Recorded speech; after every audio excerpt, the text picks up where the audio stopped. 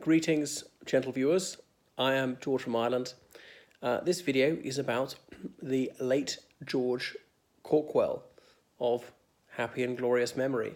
Unfortunately, George Cawkwell was called to the great big lecture hall in the sky only 2 days ago, I've just discovered.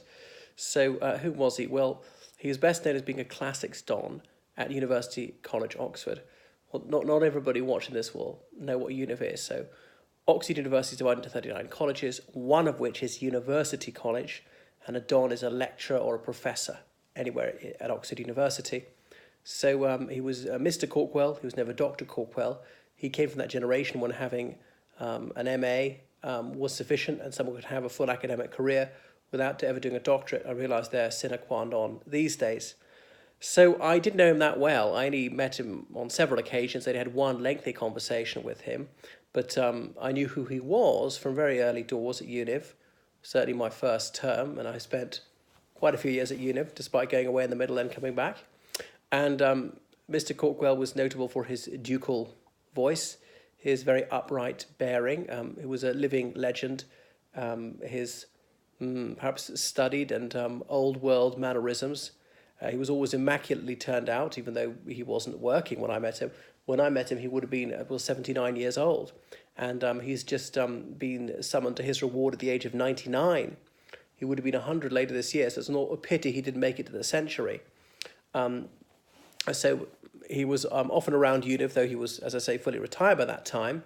And he would always come down to the Univ sports ground on Abingdon Road, always be on the touchline for any rugger match. So trying to be as involved in the life of the college as possible. And there weren't many retired dons who gave their all like that. So he was certainly willing to go the extra mile. And he was known and liked by everyone. I didn't know anyone who had a harsh word to say about him. He would also come into the early chapel service on Sunday morning because I would have been out carousing the night before and sober up during worship because there was a fantastic cooked breakfast I could put on battles at the end. So that's where I chatted to him sometimes. But he would often fall asleep in chapel. And I would suggest waking him up, but Lord Butler and Lady Butler would gently chide me, and so I didn't. If you read My Life by Bill Clinton, he mentions Mr. Cawkwell in that.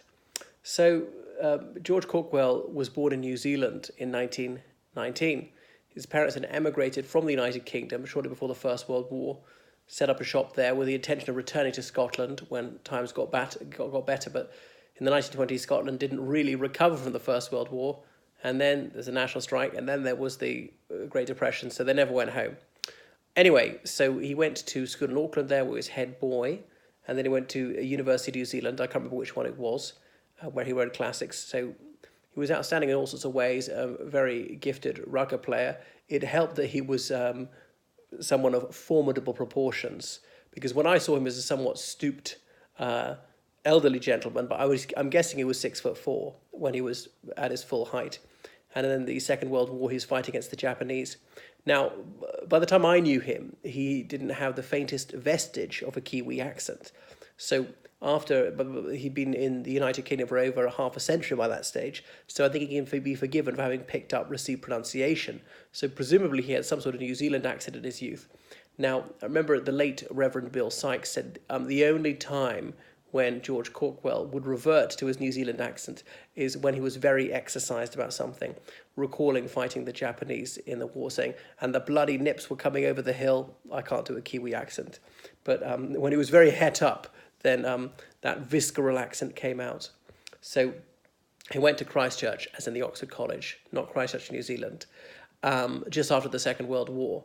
I remember when I was on that Outfitters on the High Street. What's it called? It's not Billings and Edmonds. But anyway, in one of the changing rooms, and there on the wall was some photo of the Blues match, as an Oxford versus Cambridge match, in about 1946, and one of those who played was George Cawkwell. So that was that. He married by the time he came up. He was a married undergraduate, and his child was born on his first day in Christchurch. Of course, most of these colleges were all male at the time, and he still had to live in, certainly for his first year, despite being a married man.